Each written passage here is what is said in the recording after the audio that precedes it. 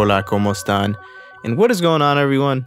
DarkScheme here, and I'm back once again doing some live commentary. Decided to play some Warzone Assault this time around, and I have to say, Warzone Assault, if you guys have not noticed yet, is one of my favorite game modes to kind of just jump into and play solo.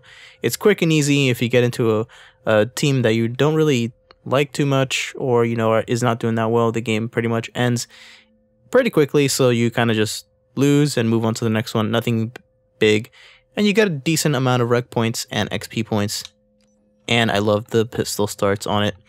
But today I wanted to talk a little bit more about Halo and the announcement that it was coming to PC through Windows 10, and it was only going to be Forge mode.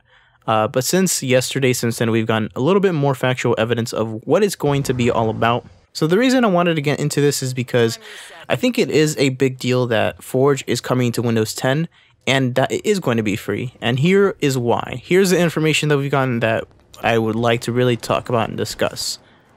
So since yesterday, we got that Forge is coming to Windows 10.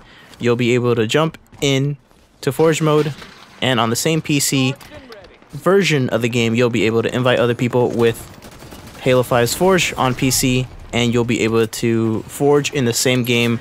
I think it's a maximum of 8 players last I heard, and to be honest, it's really exciting because one, it's looking like we're gonna get a full party being able to play and create things in Forge, and even have the ability to test those things out within Forge, meaning you can control your character within Forge in PC. So it's technically like a full custom game.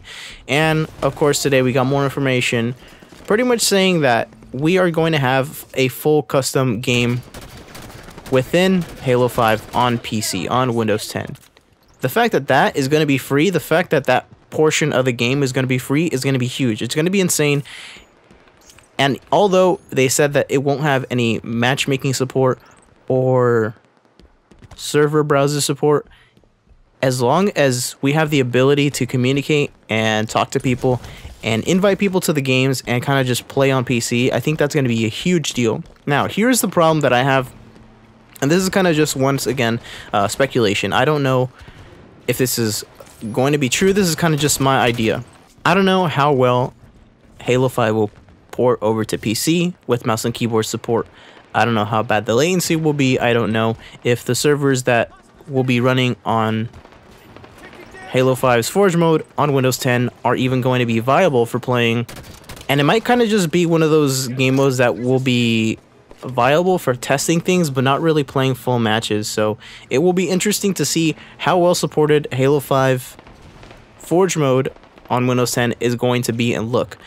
If it turns out that Halo 5 on Windows 10 is actually really good, it's a good port, the controls play great on keyboard and mouse, then there will be a countless amount of people supporting for a full Halo 5 release, or at least some other Halo title being put on PC.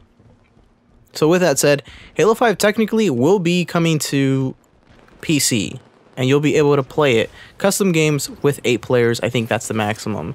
I'm not sure if they'll give more leeway to that a little bit later on with more testing and bigger maps and stuff like that, but I think it's a pretty big deal. I'm not sure where I really stand. I'm not sure if it's going to be a thing where, once again, they kind of just support the idea of creating Forge maps, not really having it so that it's fully as supported as the Halo 5 servers. And I guess that I should talk a little bit about that too, because as it stands now, the Halo 5 servers, they're good. They're definitely not as good as they were at launch, and it's kind of because of the random lag spike that you get within the game when you're playing. Even in Warzone Assault and in regular Warzone games where the servers actually are dominantly better than the ones in Arena, they play really well, and they still get lag spikes.